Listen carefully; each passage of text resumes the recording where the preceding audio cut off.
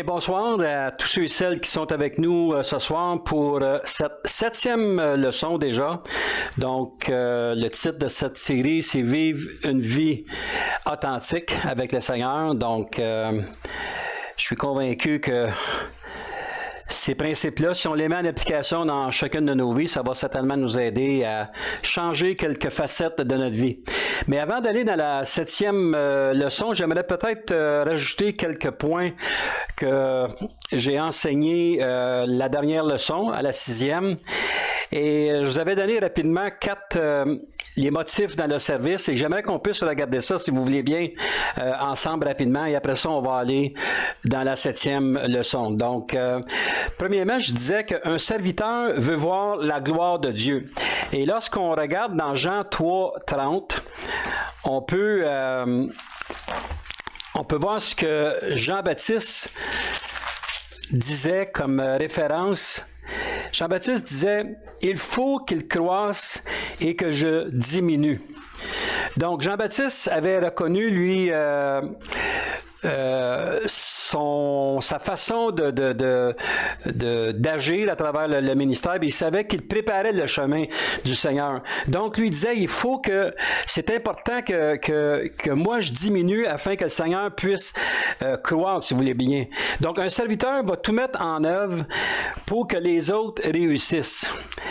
Et ça, on doit se rappeler de cela tout au long de notre carrière. Je peux m'exprimer comme ceci, comme enfant de Dieu. Lorsqu'on décide d'enseigner, lorsqu'on décide d'aider les enfants dans le Seigneur, les enfants de Dieu à grandir.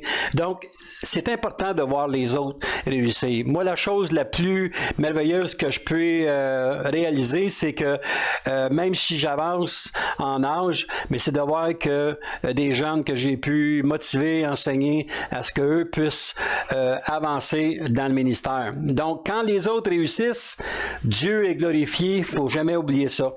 Deuxième point aussi que je donnais à la fin, c'était un serviteur découvre que le chemin vers le haut est souvent vers le bas. Donc, dans Matthieu, l'Évangile de Matthieu 20, le verset 20, Matthieu 20 et le verset 20, donc, Matthieu 20 et le verset 20 à 28. Ça, c'était la requête d'une mère. Donc, au verset 20, alors la mère des fils de Zébédée s'approcha de Jésus avec ses fils et se prosterna pour lui faire une demande. Il lui dit, c'est-à-dire Jésus lui dit, « Que veux-tu? Ordonne, lui dit-elle, que mes 2 fils, que voici, soient assis dans ton royaume, l'un à ta droite et l'autre à ta gauche. » Jésus répondit, « Vous ne savez ce que vous demandez. Pouvez-vous boire la coupe que je dois boire? » « Nous le pouvons, dit-il. Et Jésus répondit, « Il est vrai que vous boirez ma coupe, mais pour ce qui est d'être assis à ma droite et à ma gauche, cela ne dépend pas de moi et ne sera donné qu'à ceux que mon Père l'a réservés. » Les 10 ayant entendu cela furent indignés contre les 2 frères. Jésus les appela et dit, « Vous savez que les chefs des nations les tyrannisent et que les grands les asservissent. Il n'en sera pas de même au milieu de vous, mais quiconque veut être grand parmi vous, qu'il soit votre serviteur. Et quiconque veut être le premier parmi vous, qu'il soit votre esclave. C'est ainsi que le Fils de l'homme est venu non pour être servi, mais pour servir et donner sa vie comme la rançon de plusieurs. » Donc, vous voyez ici une mère qui avait une demande bien légitime. J'aimerais que mes 2 fils soient assis, un à ta droite, un à ta gauche, mais qu'ils soient au ciel. Mais Jésus disait, « Est-ce que vous pouvez boire ma coupe? » Et on dit, « Oui, on peut boire la coupe. » Et Jésus était d'accord avec ça parce que nous, on peut prendre la coupe, pas la coupe de la mort que Jésus a pris, mais la coupe de la servitude pour annoncer l'Évangile. Mais comment est-ce que c'est important que si on veut être le premier, mais souvent il faut être le dernier. Donc, un serviteur ne se battra jamais pour le haut de l'échelle, mais sa confiance en Dieu sera une source de motivation et de succès. Paul disait dans Philippiens 2, le verset 5 et 8, Philippiens 2, le verset 5 et 8. Philippiens 2, le verset 5, la parole nous dit « Ayez en vous les sentiments qui étaient en Jésus-Christ, lequel, existant en forme de Dieu, n'a point regardé comme une proie à arracher d'être égal avec Dieu, mais s'est dépouillé lui-même en prenant une forme de serviteur, en devenant semblable aux hommes. Et ayant paru comme un simple homme, il s'est humilié lui-même, se rendant obéissant jusqu'à la mort, même jusqu'à la mort de la croix. » Donc, moi, le passage qui me fascine, c'est que au verset 7, ça nous dit « Mais il s'est dépouillé lui-même en prenant une forme de serviteur, en devenant semblable aux hommes. » Donc, Jésus n'est pas venu avec un esprit de supériorité dans le monde. Donc, il s'est assis avec les pécheurs, s'est assis avec les gens du peuple. Et oui, il disait qu'il était le Fils de Dieu, mais il ne s'est pas donné l'état de quelqu'un de plus important qu'un autre. Non, ce qu'il a fait, c'est qu'il a donné la chance aux gens, hommes et femmes, qui étaient assis avec lui, de se voir en lui, puis de dire, il y a des choses que je peux faire, que je peux accomplir, puis moi, je veux être comme Jésus. Donc, le but que l'on veut, nous autres, c'est d'être comme Jésus. Jésus était simple, il disait la parole comme elle est, sans détour, mais les gens étaient attirés à suivre ce que lui faisait. Troisième point qu'on a vu aussi la dernière leçon, c'est un serviteur développe sa force dans sa faiblesse. Donc, si vous regardez dans 2 Corinthiens 12, passage que vous connaissiez certainement, 2 Corinthiens 12 et le verset 10, c'est pourquoi je me plais dans les faiblesses, dans les outrages, dans les calamités, dans les persécutions, dans les détresses pour Christ, car je suis faible. Quand je suis faible, c'est alors que je suis fort. Donc, Paul, il ne disait pas, c'était pas quelqu'un qui était masochiste. Il dit, moi, ce que je veux, c'est des tribulations. Ce que je veux, c'est, je vais être faible, je vais avoir des calamités. Non. Il disait que peu importe la situation qu'il vivait dans la vie, parce qu'on voit, si on regarde quelques versets auparavant, au verset 7, il dit, et pour que je ne sois pas enflé d'orgueil à cause de l'excellence de ses révélations, il m'a été mis une écharpe dans la chair. Donc, c'est comme s'il y avait une imperfection qui était dans sa vie, qui était là permanente, qui n'a jamais été enlevée, mais lorsqu'il voyait sa faiblesse, mais il disait, je suis fort, parce que quand je suis faible, je suis fort en Christ. Donc, vous voyez, c'est l'importance de comprendre que peu importe les situations qui nous arrivent dans la vie, mais on doit se sentir fort parce qu'on sait que le Seigneur est avec nous. Des fois, on peut être face à un ministère quelconque, face à une situation quelconque, on a de la difficulté, mais juste le fait que nous répandons notre cœur, juste en confesser au Seigneur, Seigneur, je n'ai pas la force de tout faire cela. Seigneur, il me semble que je suis impuissant, mais le Seigneur va te donner la force pour être capable d'avancer et de continuer. Donc, le vrai signe d'un serviteur est l'humilité. Et l'humilité, souvent, peut être une source d'épreuve. Quand on est humble, on tombe comme deuxième violon, si vous voulez. Et là, il y a peut-être toutes sortes d'embûches qui se passent dans la vie, mais prenons courage, frères et sœurs, parce que lorsqu'on est faible, c'est là qu'on est fort, parce que le Seigneur marche davantage avec nous. Et quatrième point, avant qu'on aille à notre leçon de ce soir, un serviteur découvre la joie dans le développement des autres. Encore une fois, dans Philippiens 4, Paul qui donne des enseignements, tout le temps pour être capable d'aider les gens à grandir. Et au verset 1, donc Philippiens 4 et le verset 1, c'est pourquoi, mes bien-aimés et très chers frères, vous qui êtes ma joie et ma couronne, demeurez ainsi fermes dans le Seigneur, mes bien-aimés. Donc, il encourageait les gens tout le temps de demeurer fermes dans la joie, demeurer fermes avec le Seigneur, parce que le Seigneur est là pour nous encourager. Donc, un serviteur découvre la joie. Moi, ce que j'aime, c'est de voir des gens qui avancent, des gens qui disent merci Seigneur pour les églises, merci Seigneur pour les pasteurs que nous avons, merci Seigneur pour les enseignants. Et avec l'enseignement que l'on donne, des fois on pense donner ces enseignements-là, puis ça porte aucun fruit, mais on est surpris de voir comment le Seigneur, lui, va nous bénir à travers cela, c'est-à-dire qu'il va bénir aussi les gens qui vont les écouter. Donc, on va continuer, si vous voulez bien, on va aller dans notre leçon de ce soir. Donc, la semaine passée, on lisait dans Romains 12, le verset 1 à 8. Et aujourd'hui, j'aimerais ça qu'on puisse lire le verset 8 à 13. Donc, ça fait une continuité de ce qu'on a vu la semaine passée. Donc, Paul nous dit dans Romains 12, le verset 8, « Et celui qui exhorte à l'exhortation, que celui qui donne le fasse avec libéralité, que celui qui préside le fasse avec zèle, que celui qui pratique la miséricorde le fasse avec joie. Que la charité soit sans hypocrisie, ayez le mal en horreur, attachez-vous fortement au bien. Par amour fraternel, soyez pleins d'affection les uns pour les autres.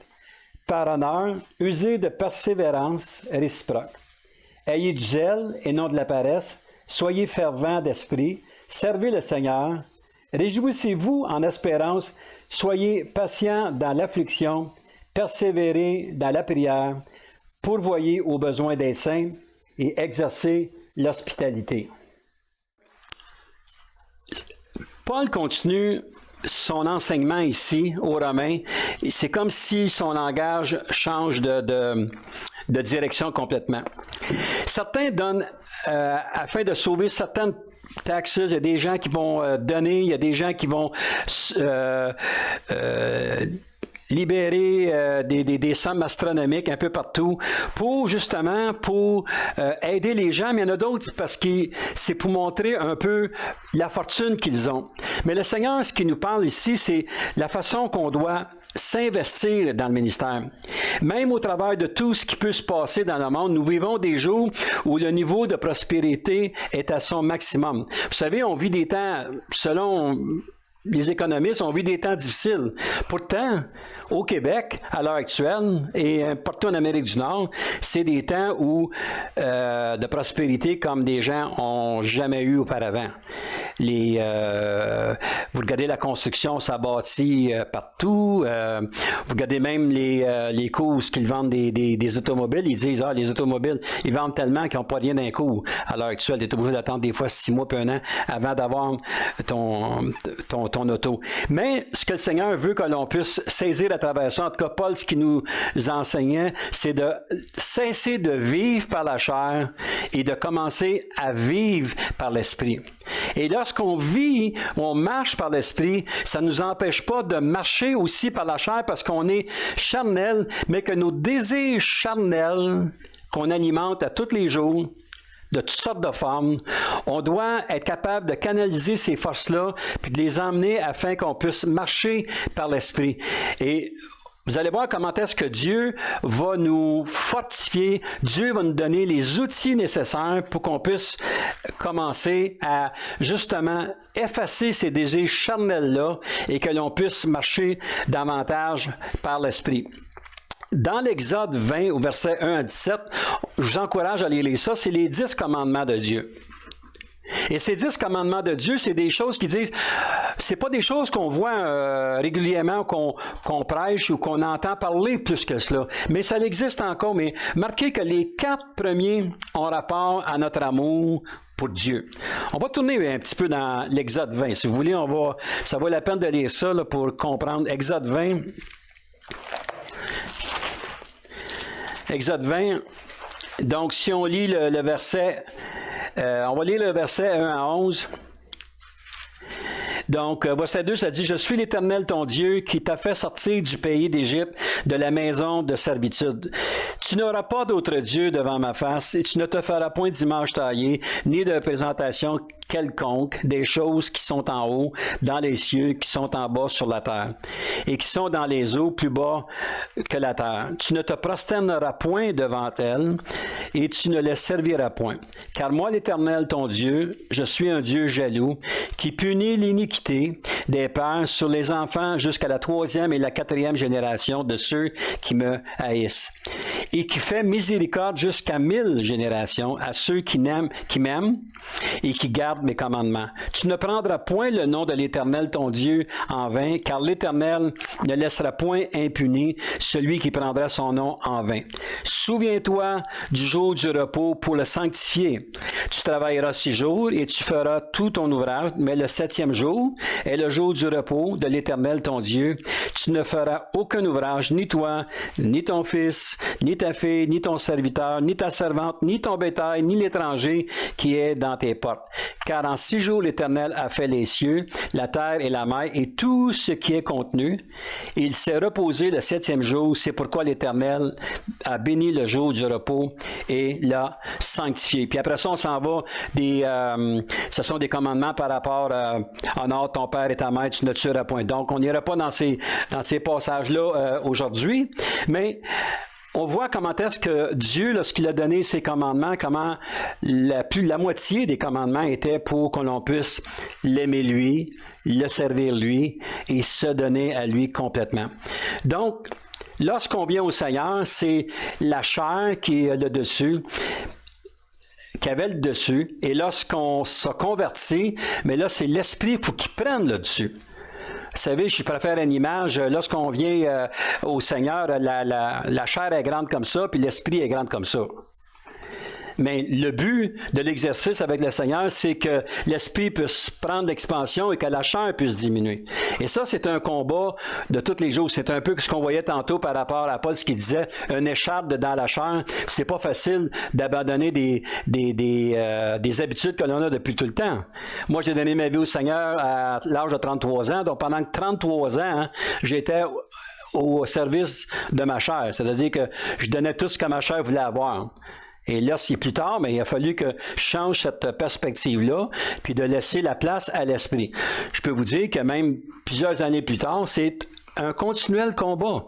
C'est jamais fini. Il y a des gens qui me disent souvent, « Oui, mais pasteur, le nombre d'années qu'on est au Seigneur, est-ce que ça change? » Ça change jamais. C'est toujours le même défi d'amoindrir les désirs de la chair et d'augmenter en nous les désirs qui sont de l'esprit.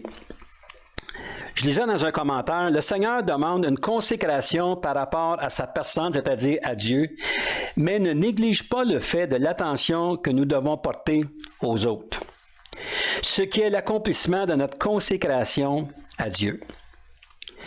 Vous voyez ici, c'est pas parce qu'on se rapproche de Dieu qu'on doit négliger autrui. C'est pas parce qu'on est à l'Église sur une base régulière qu'on doit négliger ceux qui ne connaissent pas le Seigneur à l'extérieur.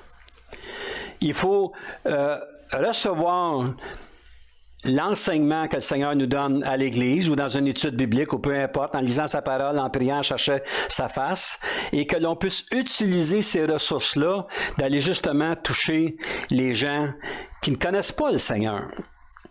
La prière, ce n'est pas un problème. Organiser des choses pour le Seigneur, pas de problème. Mais quand tu parles de donner de mon avoir ou de mon temps, cela commence certainement à nous chatouiller. On parle de la dîme, je ne veux pas parler de la dîme, mais lorsqu'on réalise que le Seigneur demande qu'on puisse lui donner sa dîme, il y a toutes sortes de façons de le voir. Il y a des gens qui amènent ça sur toutes les sortes de formes. Mais le Seigneur va dire, si on est conscient de tout ce qu'on a, ça vient du Seigneur, donc ça lui appartient. Pourquoi pas en laisser aller et donner ça au Seigneur? Il n'y a pas besoin de notre argent. Mais le ministère a certainement besoin de ressources des fois pour l'implantation d'églises, croisades d'évangélisation, acheter des livres, aider des gens dans le besoin. Lorsque j'étais pasteur à Vancouver, nous, la façon qu'on faisait, c'est que j'allais dans un centre d'achat et puis j'achetais peut-être pour 250-300 pièces de bons d'achat. Mais c'était uniquement pour la nourriture. Donc, lorsqu'il y avait des gens qui nous visitaient là-bas, des gens qui n'étaient pas en besoin, bien, on leur donnait de ces billets-là. Et ces gens-là allaient faire leurs épiceries et puis ils pouvaient se payer des choses qu'ils n'avaient pas les moyens de se payer. Mais ils ne pouvaient pas s'acheter de boissons, ils ne pouvaient pas s'acheter de cigarettes ou ces choses-là. C'était uniquement pour les produits nécessaires pour vivre. Donc, c'est ce que je veux dire un peu. C'est que oui, on grandit spirituellement, mais il faut avoir une certaine approche par rapport aux gens qui ne connaissent pas le Seigneur. Et le témoignage que l'on donne dans notre vie, comme on a lu tantôt dans Romains 8, ben, le témoignage que l'on donne, c'est que les gens vont dire, ça va les pousser à nous poser des questions de qu'est-ce que tu fais de différent ou qu'est-ce que que tu possèdes que moi j'ai pas.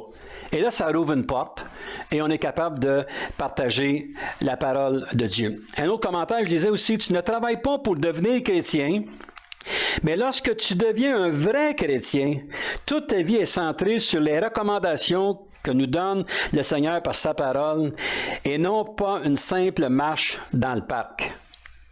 Différent. On peut dire, moi je suis chrétien, je visite, je suis à l'église tel nom, semaine après semaine, oui, je suis un bon chrétien, mais un vrai chrétien va démontrer aux gens de l'extérieur qu'ils sont différents des autres. Parce que être chrétien, dans le monde entier, si vous promenez aujourd'hui, tout le monde est chrétien. Toutes les religions sont chrétiens. Tout le monde dit qu'on va aller au ciel de la même façon. Mais un vrai chrétien, selon la parole de Dieu, c'est quelqu'un, qui a donné son cœur à Jésus, qui l'a reconnu comme sauveur, qui l'accepte comme Seigneur dans sa vie, puis qui décide de se laisser façonner afin qu'il soit, je ne veux pas dire un genre d'appât, mais qu'il soit attirant pour les gens de l'extérieur. Donc, il y a 5 principes que Paul nous donne dans le texte qu'on a lu ce soir. Puis, si vous voulez bien, on va juste partager ça. Donc, 5 principes que nous donne Paul à travers cet enseignement-là. Donc, au verset 8, ça nous parle de « Et celui qui exhorte à l'exhortation, que celui qui donne le fasse avec libéralité, et que celui qui préside le fasse avec zèle, que celui qui pratique la miséricorde le fasse avec joie. » Donc, 3 points ici que Paul nous donne. Donc, exhorter, donner, présider, pratiquer avec joie. Exhorter te demande d'avoir une vie en ordre. C'est très difficile d'exhorter quelqu'un sur un sujet quand on sait très bien que nous ne sommes pas fidèles dans ce sujet-là. Donc, il y a beaucoup de gens qui exhortent à droite et à gauche, mais que leur vie n'est pas en règle. Leur vie n'est pas en bonne ou due forme. Et vous savez pourquoi? C'est que les gens, il ne faut pas prendre les gens pour des gens qui ne comprennent pas ou qui ne voient pas ce qui se passe. Les gens, des fois, sont beaucoup plus à l'affût de tout ce qui peut se passer autour. Et parce qu'on n'exhorte pas sans que nous-mêmes, on s'exhorte nous-mêmes, mais ça va amener les gens à justement à douter, des gens à s'apercevoir qu'il y a une forme de mensonge qui est donnée à travers les dirigeants. Et certainement que ça ne fera pas une assemblée ou une église qui va grandir. Pourquoi? Parce que celui qui exhorte, il ne prend pas le temps de s'exhorter lui-même. Aussi, il dit, donner te libère. Donner au Seigneur. Ici, ça nous parle que celui qui donne le fasse avec libéralité. Ça ne fait pas nécessairement référence à la dîme, parce que la dîme, c'est un autre principe, mais donner avec libéralité, c'est de voir que si quelqu'un vient frapper à ta porte chez toi puis qui a besoin, ou tu t'aperçois que quelqu'un a besoin d'aide, mais tu ne dois pas lui fermer la porte. Je vais vous donner un exemple. Un jour, on était dans une assemblée, on vivait des temps qui n'étaient pas faciles financièrement, mon épouse et moi. Et le dimanche matin, on arrive à l'église et puis il y a quelqu'un qui nous donne une enveloppe, mon épouse et moi.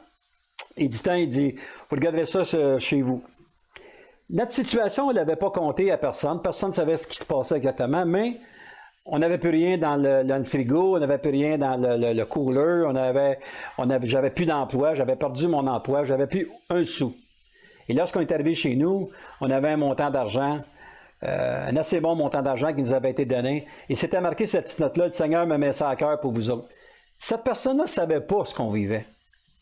On ne l'avait pas nécessairement démontré à l'Assemblée qu'on était en problème financier, mais lui et son épouse, dans la prière, le Seigneur leur a parlé et il leur a certainement dit, donne tel montant à telle personne, ils sont dans le besoin.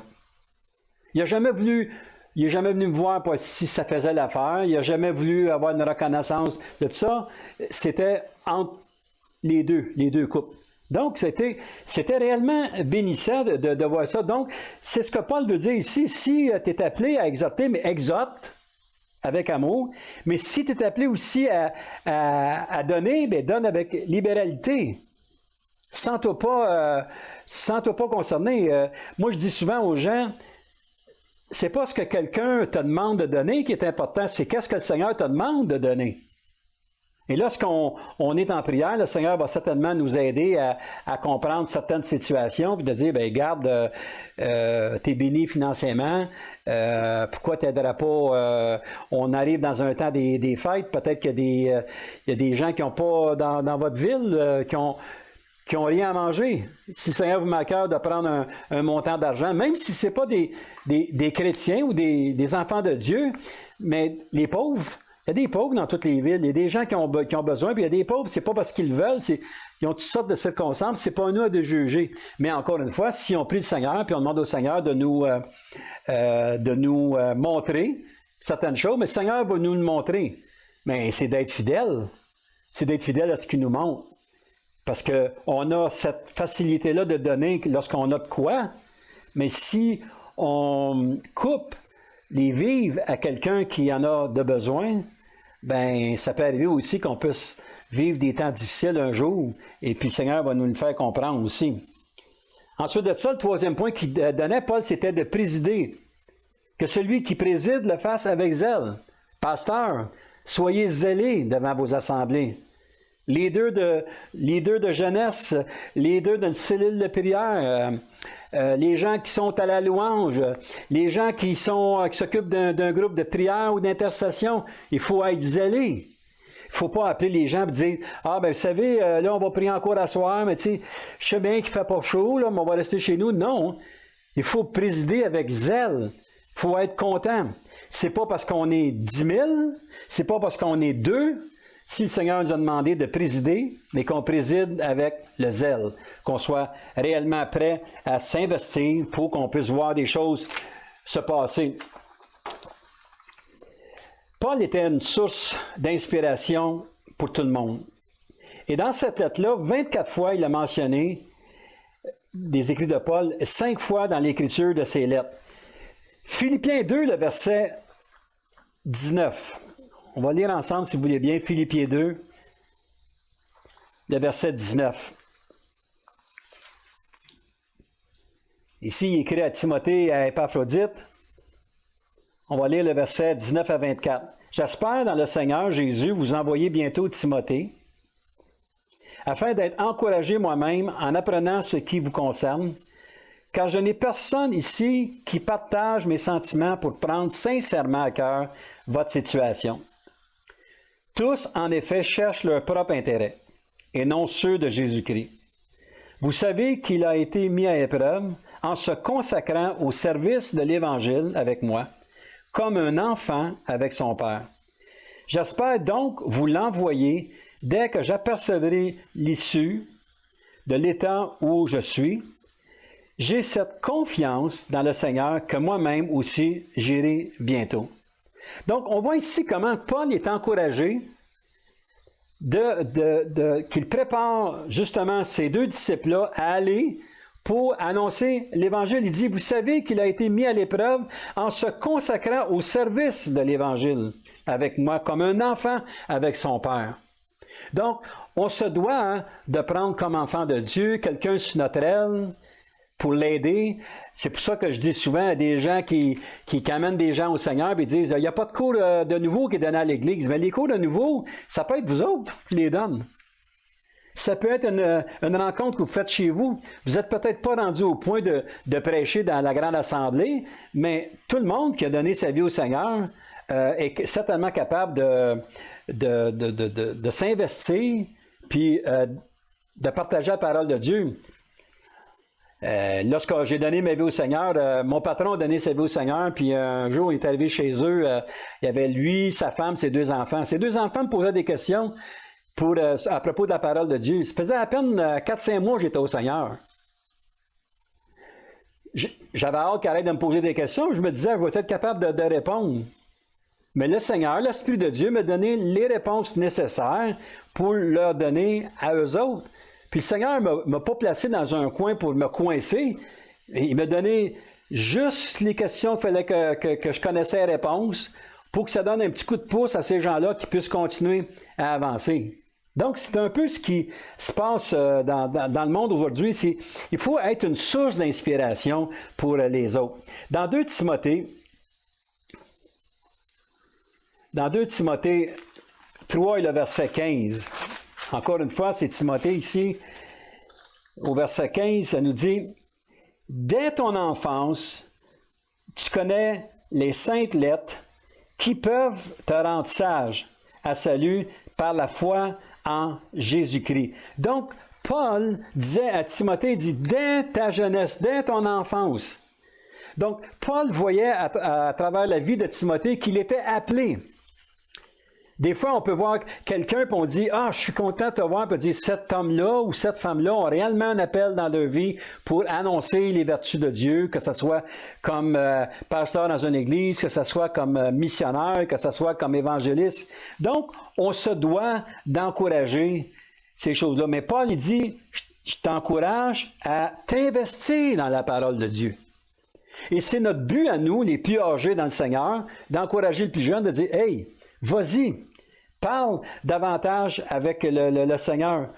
Tu vas voir qu'est-ce qui va se passer avec tout cela. » Donc, c'est un peu ce que Paul nous disait ici à travers toutes ces exhortations. Et on préside et on fait tout pour le Seigneur. Bon, on a fait la générosité, donc si vous voulez, on va aller dans la sincérité maintenant. Comme Paul en a vu, de pratiquer la miséricorde, demande de mettre en application, mais la sincérité au verset 9.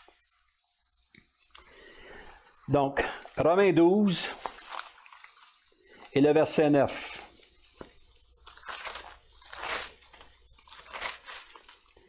Que la charité soit sans hypocrisie, ayez le mal en horreur et attachez-vous fortement au bien.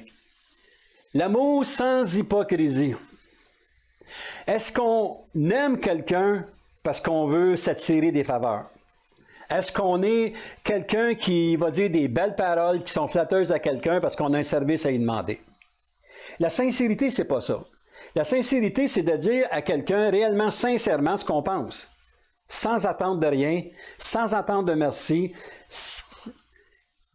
être libre de dire, justement pour édifier cette personne-là, de lui dire, je t'aime avec l'amour de Jésus et je suis content de voir tout ce que tu fais. Donc, la traduction selon le grec est de ne pas avoir une imitation de l'amour des chrétiens.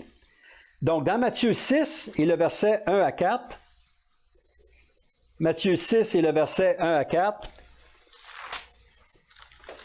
gardez-vous de pratiquer votre justice devant les hommes pour en être vus. Autrement, vous n'aurez point de récompense auprès de votre Père qui est dans les cieux.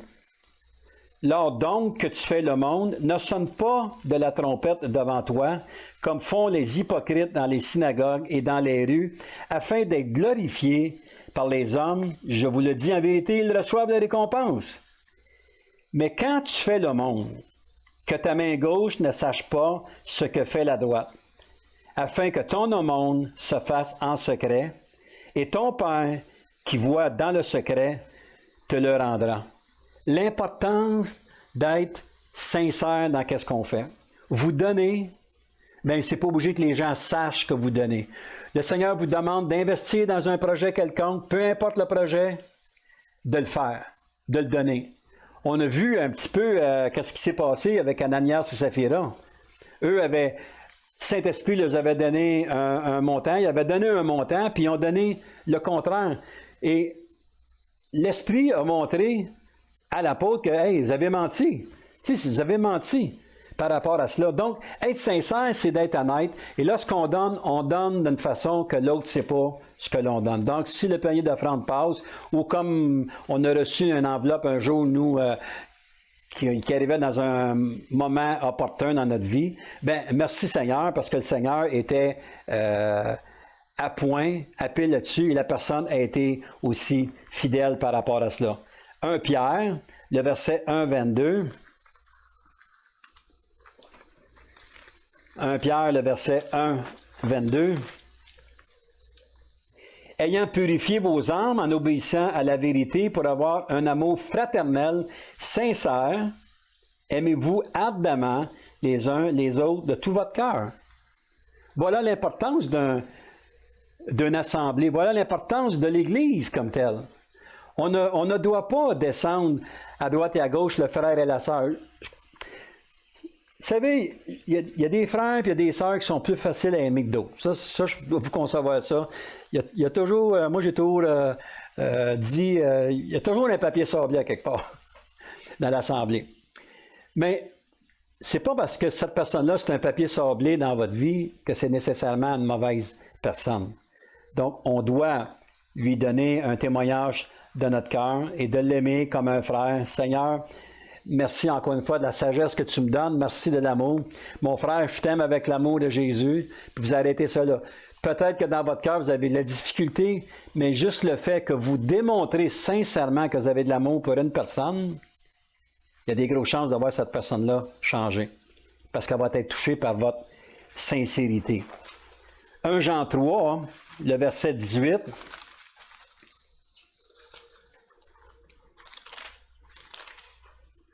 1 Jean 3, le verset 18. Petits enfants, n'aimons pas en parole et avec la langue, mais en action et avec vérité. Donc, on ne peut pas juste dire « Ah, je t'aime, je t'aime, je t'aime, je t'aime, je t'aime ». Souvent, trop de paroles, ça veut essayer de cacher quelque chose. « Ah, je t'aime avec l'amour de Jésus ». Et puis, lorsqu'on donne la main à quelqu'un, on arrive le dimanche matin ou une journée de réunion où tu rencontres quelqu'un, tu dis à quelqu'un « Seigneur te bénisse ».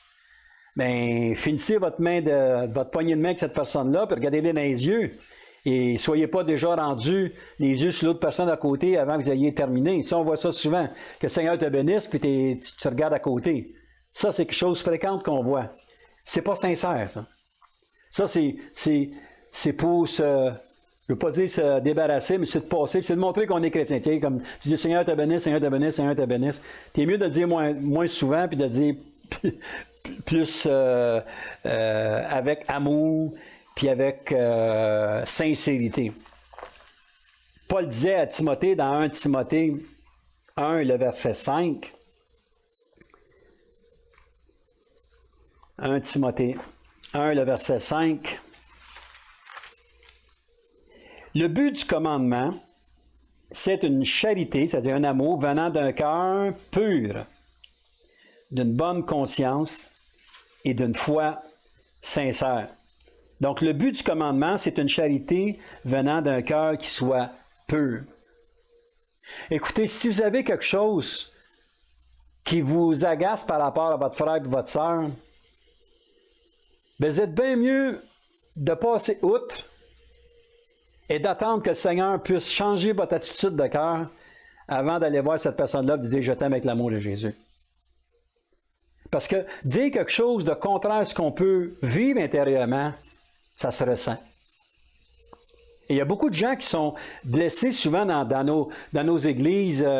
On dirait qu'on n'est pas dans cette gang-là, on n'est pas... il me semble qu'on est moins apprécié que d'autres. Bien, des fois, ces gens-là, ils n'ont pas nécessairement tort. On est souvent plus enclin à aller vers les gens avec qui on a des affinités. Vous remarquez, dans une église, normalement, on est toujours avec le même monde. C'est toujours le même monde qui est assis autour du même monde. Puis quand il y a quelqu'un qui n'est pas de ton groupe dans le coin, ben, tu te demandes qu'est-ce que cette personne-là veut faire ou est-ce qu'elle fait là. Mais c'est peut-être une occasion tout simplement de les accepter. C'est peut-être des occasions aussi de les inviter à notre table, de dire, écoute, ça vous tente-tu de venir dîner avec nous? Êtes-vous libre cette semaine de prendre un café, pour jaser, tu sais.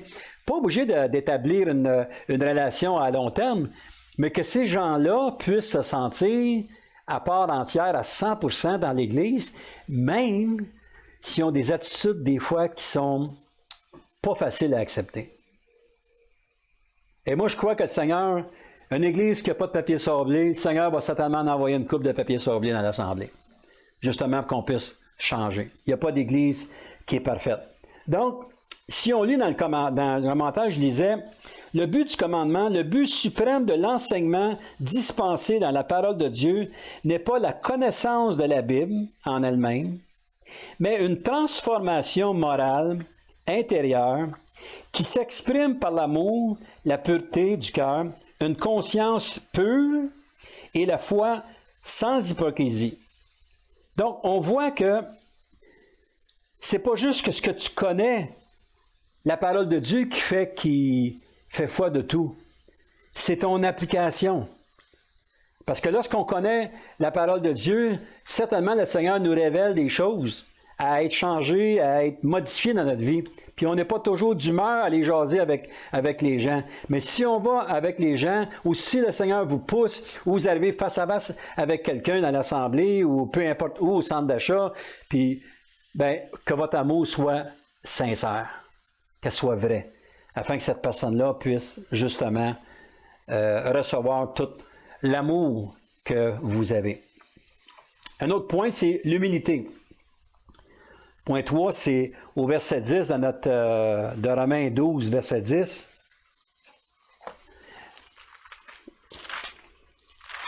Romains 12 et le verset 10. Par amour fraternel, soyez pleins d'affection les uns pour les autres, par honneur, usez de prévenance réciproque. Intéressant que Paul, depuis 2-3 versets, parle d'amour réciproque, d'amour avec un avec l'autre. C'est comme si son but, c'était, il venait de donner la première portion d'être un sacrifice vivant, Romains 12, le verset 1 à 8, mais là, il dit, bon, c'est bon là, qu'on change spirituellement, mais comment est-ce que c'est important d'apprendre à vivre ensemble, apprendre de s'aimer, de s'accepter les uns les autres, démontrer votre appréciation aux autres. Le grec nous dit de mettre les autres en évidence afin qu'eux reçoivent l'appréciation au lieu que nous la recevions. Donc, souvent, on veut être reconnu, nous, pour les choses qu'on fait. Donc, on peut être quelqu'un qui est bon à l'école du dimanche, on peut être quelqu'un qui est bon à la louange, on peut être quelqu'un qui est bon à l'enseignement. Mais lorsqu'on voit quelqu'un qui vient jouer dans le giron où on est bon, mais des fois, on ne laisse pas toute la place à cette personne-là, puis on les fait sentir comme deuxième violon. Mais s'ils sont bons dans ce qu'ils font, laissez-les donc aller. Laissez-les s'investir, eux autres, afin qu'ils puissent grandir, eux autres aussi. C'est ça que je veux dire par cela, qu'eux aussi reçoivent l'appréciation des gens de l'Assemblée. C'est ça. On ne doit pas toujours courir comment vous avez trouvé ceci, comment vous avez trouvé ça, oui, ici, chercher l'encouragement puis la petite tape dans le dos de tout le monde. C'est pas ça que. Non. Le Seigneur veut qu'on soit humble dans ce qu'on fait, mais aussi peut-être qu'il y en a chaque côté de nous qui font réellement une bonne job. Puis les autres qui ont besoin de recevoir aussi cette appréciation-là. Paul, dans son commentaire ici, au verset 10, nous disait que tous ceux qui, par la foi, sont pleins d'affection pour Jésus-Christ, doivent être pleins d'affection les uns pour les autres en tant que frères et sœurs en Christ, avec sincérité, bonté et tendresse. Nous devons penser au bien-être de nos frères et sœurs, à leurs besoins et à leur état spirituel. Nous devons les comprendre et les aider lorsqu'ils passent par des moments difficiles. Nous devons nous honorer les uns les autres et respecter les qualités et les dons des autres croyants. C'est ça, travailler en unité d'esprit. C'est ça de travailler ensemble dans une Église qui grandit. Qu'est-ce qui a fait la force de l'Église primitive dans le livre des Actes? C'est qu'ils sont tous venus sur la même page. Ils se sont tous confessés leurs fautes les uns les autres. Le Saint-Esprit est descendu. Même Pierre, celui qui a fait les plus grosses gaffes avec quand il a régné Jésus, tous ces gens-là étaient là, se sont unis. Pourquoi? Pour voir l'Église grandir, pour donner la gloire à Dieu. Partout, c'est ce que ça nous demande. Donc, c'est important que cette humilité-là soit vraie. L'humilité est un incontournable. L'orgueil ne peut pas habiter avec l'humilité. C'est impossible. Si tu es orgueilleux, mais tu ne peux pas être humble. C'est un des deux. Ou ton orgueil, ton humilité va tellement sentir fort que les gens vont s'apercevoir que tu es orgueilleux. Les super spirituels. Ça, il faut faire attention à cela. Et souvent, on devient, tu sais, moi, ça fait un X nombre d'années, tu sais, moi, j'ai été au collège biblique, tu sais, moi, j'ai fait ceci, moi, j'ai fait cela, j'ai été évangéliste là, je me suis promené un peu partout dans le monde entier, j'ai fait ceci. Finalement, on est rendu comme, on est des intouchables. On est tellement élevés face à nous que des fois, le Seigneur il est moins élevé que nous autres. Mais frères et sœurs, si on fait quelque chose dans le royaume de Dieu, c'est parce que le Seigneur, premièrement, nous a aimés le premier. Il nous a sauvés, il nous a choisis, il nous a prédestinés, il nous a équipés pour son ministère. Donc, on doit lui donner toute la gloire qui lui revient. L'orgueil prend toute la place, tandis que l'humilité laisse toute la place. Au verset 11 de notre texte de ce soir, ça nous dit « Ayez du zèle et non de la paresse, soyez fervents d'esprit et servez le Seigneur. » Être fervent d'esprit, mais c'est comme on lit dans le livre des Actes 18, Acte 18, et le verset 24 et 25.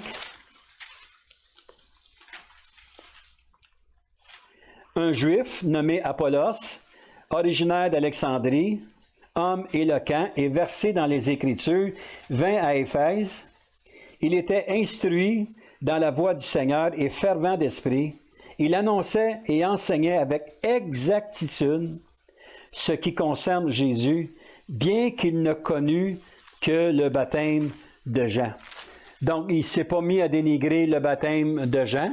Il a donné sa vie, a été baptisé par Jean-Baptiste, mais il a continué à enseigner puis à instruisait tout le monde avec un esprit qui était fervent pour divulguer ou de donner la connaissance du Seigneur. Il annonçait sa parole. La parole nous dit qu'il annonçait et enseignait avec exactitude. Il n'a pas fait de parenthèses, il n'a pas fait de petits contournements ou d'enlever certaines paroles. Non, il donnait ça avec exactitude pour que les gens puissent comprendre ce qui se passait. Dans un commentaire, ça nous dit ici, à l'époque, la compréhension qu'Apollos avait de l'Évangile était limitée. Il avait accepté le baptême de Jean et croyait que Jésus était le Messie, crucifié et ressuscité. Ce qu'il n'avait pas encore appris, c'était que désormais Jésus baptisait lui-même tous les croyants dans le Saint-Esprit. Les disciples d'Éphèse se trouvaient à peu près dans la même situation. Donc, vous voyez ici qu'il n'a pas dénigré ce qui s'est passé, mais il a reconnu le temps de Jésus, ce qu'il lui faisait sur cette terre. Quatrième point, dans Romains 12 et le verset, première portion du verset 13, ça nous parle quoi? De compassion. Pourvoyez aux besoins des saints, exercez l'hospitalité. Il faut exercer l'hospitalité, la compassion. Les besoins se doivent d'être rencontrés. Si quelqu'un a besoin d'aide, on se doit de justement aider ces personnes-là. C'est notre devoir. Si vous avez une chance de lire dans Deutéronome 15, le verset 1 à 11, on ne lira pas parce qu'on va manquer de temps ce soir. Ça nous parle des intérêts concernant les emprunts. Si vous prêtez, mettons, de l'argent à quelqu'un, mais vous ne devez pas en tenir. C'est comme si vous y avez donné. C'est ce que la parole de Dieu nous dit. Ensuite de ça, on ne doit pas charger un intérêt à un chrétien, un enfant de Dieu. C'est ce que la parole de Dieu dit. Donc, c'est ça d'avoir la compassion. Je comprends qu'il y a des gens qui disent « Ouais, mais si c'est quelqu'un, on l'aide, puis tout ça. » Oui, si tu l'as aidé, c'est parce que le Seigneur te l'a montré, puis tu l'as fait de bon cœur. Si tu l'as fait de bon cœur, fais pareil comme si cet argent-là, elle ne viendrait jamais sur ton côté. C'est ça que c'est un emprunt, à prêter de l'argent à aider quelqu'un. Et les gens, bien, s'ils connaissent le Seigneur, certains qui vont vous rembourser. Mais si ça ne revient pas, vous ne demeurez pas avec un goût amer. Vous allez pouvoir continuer encore à être touché par l'Esprit de Dieu pour avancer. Et ici, ça dit aussi au verset 13 d'exercer l'hospitalité, aider quelqu'un. 1 Pierre 4, le verset 7 à 9. 1 Pierre 4, le verset 7 à 9. La fin de toute chose est proche, soyez donc sages et sobres pour vaguer à la prière. Avant tout, ayez les uns pour les autres une ardente charité, car la charité couvre une multitude de péchés. Donc, ça veut-tu dire parce que si tu aides quelqu'un, ça va tout pardonner tes péchés? Non, c'est parce que si tu es poussé par l'Esprit de Dieu à aider ces gens-là, c'est parce qu'il y a des situations que tu reconnais dans ta vie, c'est que le Seigneur travaille dans ta vie. Lorsque tu te laisses touché par la présence de Dieu, lorsque tu te sens poussé à faire les choses que le Seigneur te montre, mais si tu donnes quelque chose, le Seigneur va certainement t'aider dans des situations dans ta vie où tu as besoin d'aide. Et c'est du donnant-donnant. Faisons ce que le Seigneur nous demande de faire, et le Seigneur nous le dit, c'est lui qui va nous changer. Même à 2 places dans la parole, ça nous dit dans Philippiens et dans Thessaloniciens que c'est lui qui nous change. C'est lui qui nous transforme. Ça ne veut pas dire qu'on ne fait rien, ça veut dire soyons obéissants à ce que le Seigneur nous demande, faisons ce que lui nous demande, et lui va s'occuper de la restauration de notre âme. Il va susciter des choses dans notre vie qui ont besoin d'être adressées. Donc, un sacrifice vivant, c'est une vie de sacrifice, n'est pas de vivre comme des martyrs, mais une vie d'action, d'amour face aux autres. Écoutez, frères et sœurs, la parole de Dieu, le Seigneur ne nous demande pas de vivre comme des martyrs. Ah, pauvre, pauvre petit moi. Non. La parole de Dieu nous demande de vivre une vie d'action, d'amour face aux autres, de s'aimer les uns les autres. Et en conclusion, ce soir, le mot pauvreté vaut la peine d'être réévalué. Je lisais un commentaire sur la Fondation Héritage donne une très bonne description de ce qu'est la pauvreté. Les pauvres de notre société aujourd'hui possèdent une auto, une télévision, le câble, CD player, les ordinateurs cellulaires et ont en moyenne un accès à 15 000 $ par année. Comparativement à 60 % de ce que vivent les gens sur la Terre, nous sommes riches. Nous avons accès au chômage, à l'aide sociale, etc. Donc, vous voyez que on ne peut pas, nous, être privés de tout. Il y a toujours une forme du côté gouvernement qui va être là pour nous aider. Il y a toujours, on a visité des plats, des endroits où ils ramassent des denrées, où bénévoles, les gens font des boîtes, puis toutes les semaines, il y a des centaines et des milliers de personnes qui vont chercher de quoi manger là. Ces gens-là font ça sans salaire, ils sont là pour aider. Il y a des gens qui donnent. De plus en plus, les épiceries donnent aussi le superflu qu'ils ont au lieu d'acheter. C'est que là, maintenant, ils sont capables d'envoyer à la récupération pour aider des gens qui sont dans le besoin. Donc, c'est ce que le Seigneur nous demande de faire. Dans 2 Corinthiens 8, on va lire encore un dernier passage, si vous voulez bien. 2 Corinthiens 8, le verset 1 à 5. Et on va terminer avec cela, si vous voulez bien. 2 Corinthiens 8, le verset 1 à 5. Nous vous faisons connaître, frères, la grâce de Dieu qui s'est manifestée dans les églises de la Macédoine. Au milieu de beaucoup de tribulations qui les ont éprouvées, leur joie débordante et leur pauvreté profonde ont produit avec abondance de riches libéralités de leur part. Ils ont, je l'atteste, donné volontairement selon leurs moyens et même au-delà de leurs moyens. nous demandant avec de grandes instances la grâce de prendre part à l'assistance destinée aux saints. Et non seulement ils ont contribué comme nous l'espérions, mais ils se sont d'abord donnés eux-mêmes au Seigneur, puis à nous par la volonté de Dieu. Nous avons donc engagé Tite à achever chez vous cette œuvre de bienfaisance comme il l'avait commencé. De même que vous excellez dans toutes choses, en foi, en parole, en connaissance, en zèle à tous égards, et dans votre amour pour nous, faites en sorte d'exceller aussi dans cette œuvre de bienfaisance. Donc, on va terminer avec ça, si vous voulez bien. Voyez ici comment est-ce que Paul fait l'éloge par rapport à l'appel à la générosité. Donc, c'est important que nous soyons généreux. Les moyens que le Seigneur nous donne, les talents que le Seigneur nous donne, et aussi, il ne faut pas oublier la sincérité, l'humilité, la compassion et l'hospitalité. Donc, c'est ce que je vous encourage à développer dans votre vie. Et c'est la grâce que je vous souhaite. Et je vous souhaite une bonne soirée et un bon temps de réflexion.